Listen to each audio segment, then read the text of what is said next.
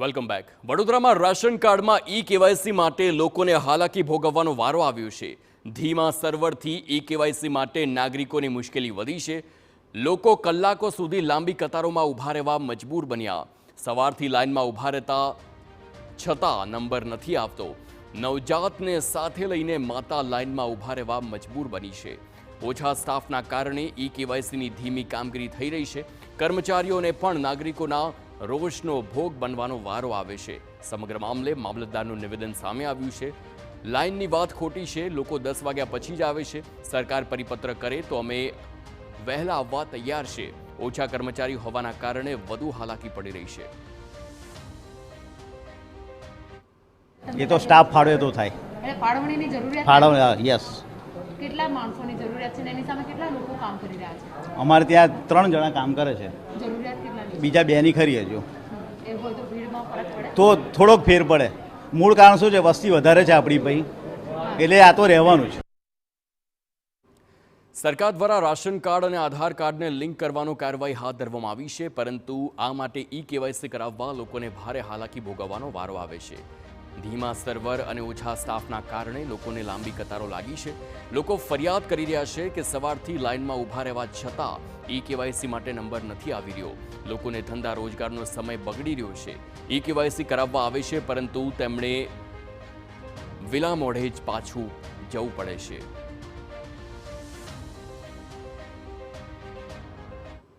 Ration કાર્ડને ઈ-કેવાયસી કરવા માટેનું જે સર્વર છે તે ધીમું હોવાના કારણે હજારોની સંખ્યામાં જે નાગરિકો છે તેઓને મુશ્કેલી પડી રહી છે. વડોદરા શહેરની જો વાત કરીએ તો વડોદરા શહેરના તમામ ઝોનમાં આવતા જે નાગરિકો છે કે જેઓને રાશન કાર્ડની અંદર ઈ-કેવાયસી કરાવવાની જરૂર પડતી હોય એ ઈ-કેવાયસી બંધ અને સર્વર ધીમું હોવાના કારણે નાગરિકોને હાલાકી વેઠવાનો વારો આવ્યો છે. ઉલ્લેખનીય છે કે 2-3 કલાકની લાઇનમાં ઊભા રહ્યા બાદ પણ જે નાગરિકો છે તેઓને વિલા મોઢે પાછું ફરવું પડે તે પ્રકારની પરિસ્થિતિ ઊભી થતી હોય છે. વાત કરીએ કેટલાક નાગરિકો તો 3 થી 4 વખત આવ્યા હોવા છતાં તેઓની કામગીરી પૂર્ણ નહીં થતાં ફરીથી તે લોકોએ લાઇનમાં ઊભું રહેવું પડે તે પ્રકારની હાલત છે. ત્યારે કેટલાક નાગરિકો હાજર છે, તેમની સાથે વાત કરવાનો પ્રયત્ન કરીએ. કેટલા વાગ્યાથી આપ આવ્યા છો અને શું કરાવવા માટે આવ્યા છો? 7 વાગ્યાના આયા હે બેન. તો કેવાયસી કરાવો. અચ્છા, માસિક ઈ-કેવાયસી કરાવવા માટે આવ્યા છો. તમને કોઈ યોગ્ય જવાબ મળી રહ્યો છે? શું તકલીફ શું પડી રહી છે? કોઈ જવાબ જ સરખો નહીં આપતા ને. આ લાવજો, પેલું લાવજો, ધક્કા કવડાય કરે. અમારે કામ ધંધા બગડે, અમારે પછી ભાડા નાળા જાય, આવા જવાના, ઘરના કામ બગડે, કામે જવાનું હોય, એ બધું અમારે શું તકલીફ શું પડી રહી છે? કારણ કે આપ કેટલા વાગ્યાથી લાઈનમાં ઊભા છો? રેશન કાર્ડનું ઈ-કેવાયસી ની વાત છે. ત્યારે 8 વાગ્યાનો આવ્યો છું. 8 વાગ્યા આવ્યો છું, કોઈ જવાબ નથી, કોઈ લાઈન હલતી નહીં. એ પેલા ભાઈને કીધું તે કે જે બોલે વાર લાગશે, પાછળ જતા રહો ભાઈ, દાદાગીરી નહીં કરવાની. આ 2 દિવસથી ધક્કા ખાઈએ છે.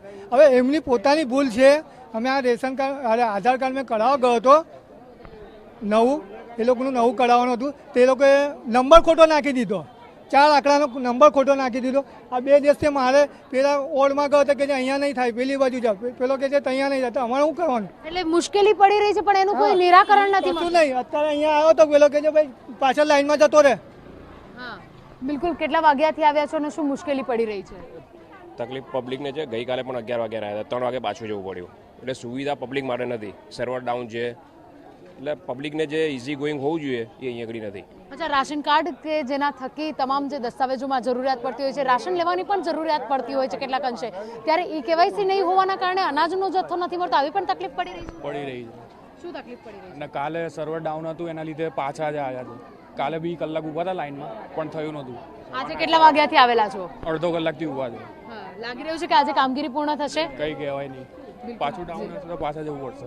પાછા જવું પડશે. આપ તો બાળકની સાથે આવેલા છો, નાના બાળકને સાથે લઈને ઊભા છો. શું મુશ્કેલી પડી રહી છે? કેટલી તકલીફ છે? કાલે બી આવેલા, સર્વર ડાઉન હતું, પાછા ગયા. આજે પાછા આવ્યા છે. 1 કલાક થઈ ગયો, લાઈનમાં ઊભા રહીએ છીએ, તોય નંબર આવતું નહીં. નંબર આવે છે તો લંચ ટાઈમ થઈ જાય છે. અચ્છા, બાળકને સાથે લઈને ઊભું રહેવું પડે છે. કોઈ મજબૂરી છે?